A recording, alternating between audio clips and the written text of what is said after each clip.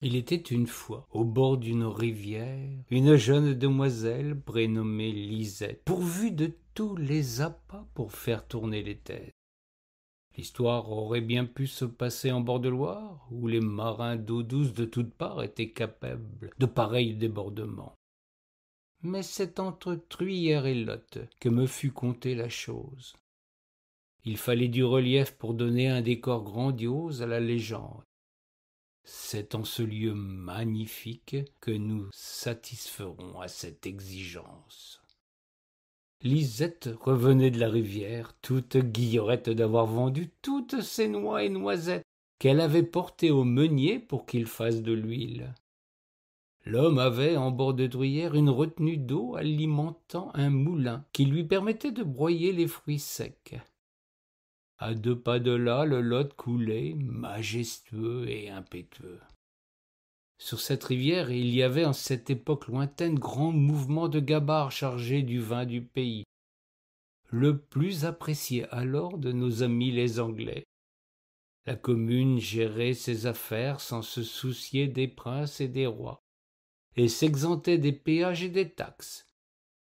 Les consuls, élus pour l'année, avaient établi ici un paradis sur terre. Lisette avait de l'instruction, car les enfants de ce pays allaient à l'école. Il fallait en effet que les femmes fussent instruites, elles qui géraient les affaires quand les hommes allaient sur l'eau assurer le transport des précieux tonneaux.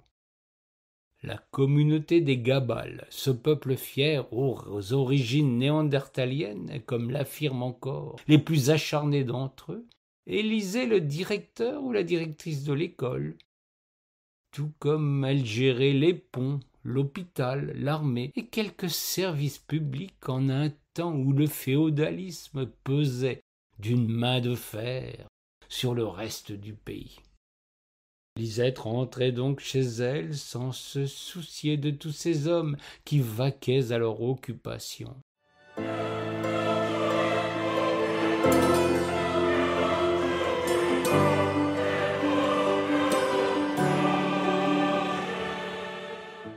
Elle avait bien l'intention, en cours de chemin, de retrouver au détour d'un bosquet le gars fleuré pour lequel elle avait un doux sentiment. Tous les deux aimaient à échapper ainsi à la surveillance générale pour quelques baisers innocents. Le temps viendrait assez tôt où Fleuret ferait sa demande. Chacun d'eux avait assez de patience pour ne pas aller plus loin qu'il n'était permis à l'époque.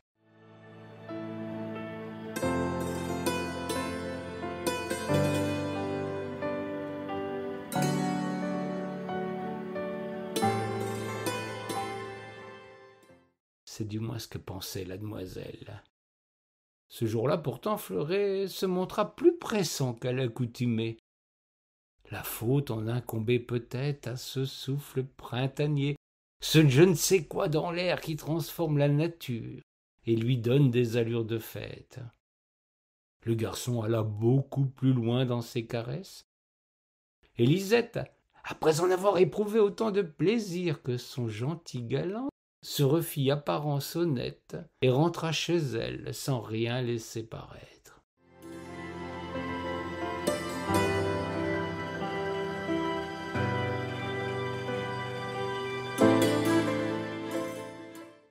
Cependant, le temps était venu pour elle d'aller à confesse.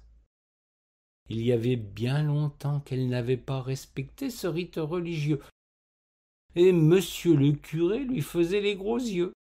Lisette se décida à donner au brave homme assez pour alimenter sa curiosité, tout en taisant la réalité de la faute. Monsieur le recteur fut assez choqué à l'évocation des caresses interdites.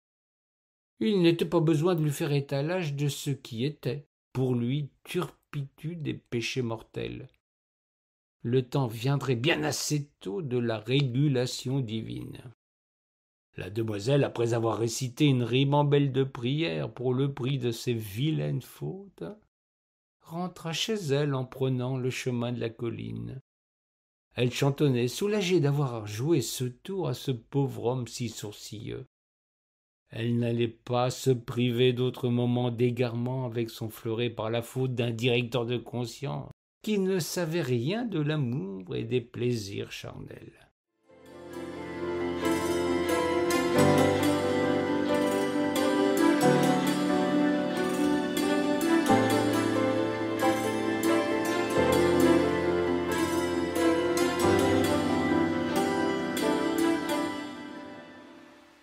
Brutalement, le temps changea avec une soudaineté qui surprit la donzelle.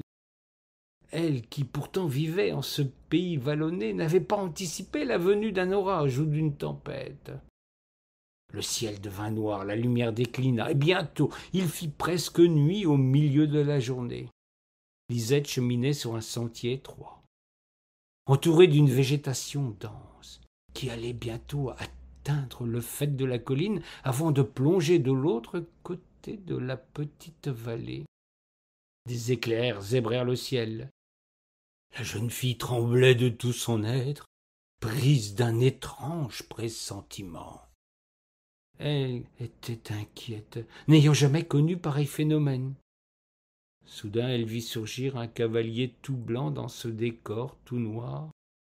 Semblant venir du ciel même, il portait une tenue guerrière et son cheval bien fait. L'homme s'approcha menaçant et demanda à la pauvrette d'où elle venait. Celle-ci lui débita son histoire, la bredouillant plus qu'elle la raconta vraiment. L'homme se mit à rire, d'un rire à vous glacer les sangs. Il comprit sans doute que la demoiselle n'avait pas tout avoué à son confesseur, et lui en fit reproche. Lisette s'évanouit, l'effroi sans doute. De terribles croyances lui étaient remontées en mémoire. Saint Michel en personne se présentait à elle. C'est lui qui avait bouleversé le temps.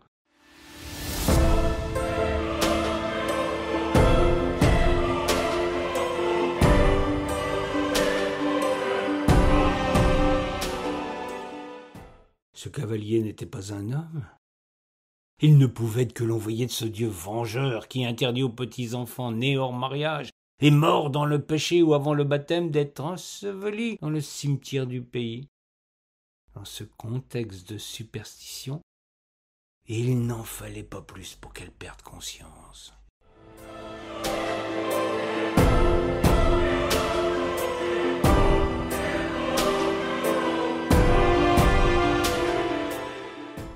Ce fut seulement le lendemain que l'on retrouva le corps de Lisette, après une nuit d'orage, comme on n'en avait pas connu de mémoire d'ancien. La pauvrette était dans un tel état. La grêle et la boue avaient fait leur œuvre. Elle avait les robes relevées et régnait un tel désordre dans sa vêture qu'il n'était pas besoin d'être grand clerc pour comprendre ce qui s'était passé.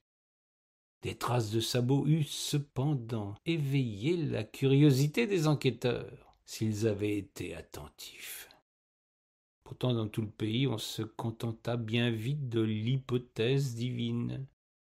Saint Michel était venu frapper celle qui n'avait pas tout dit en confession.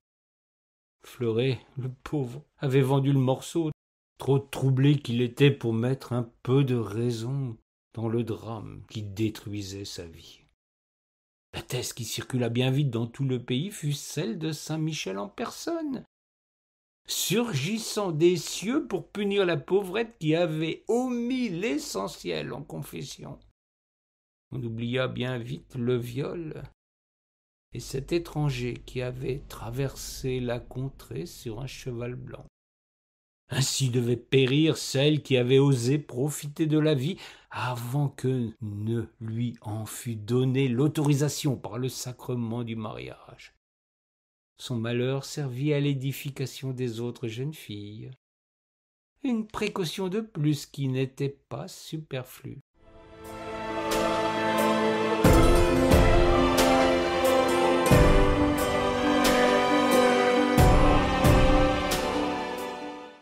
Fleuret demeura jusqu'à la fin de ses jours mélancolique et seul. Lisette avait fait le bon choix. Il était fou amoureux d'elle. Bien mince consolation pour la jeune morte. Je vous laisse juge de la morale de cette histoire. Quant à moi, je l'avoue, j'ai bien du mal à croire au ciel quand il commet de tels forfaits. Mais je ne suis qu'un mécréant, dont on ne peut rien attendre de ce côté-là.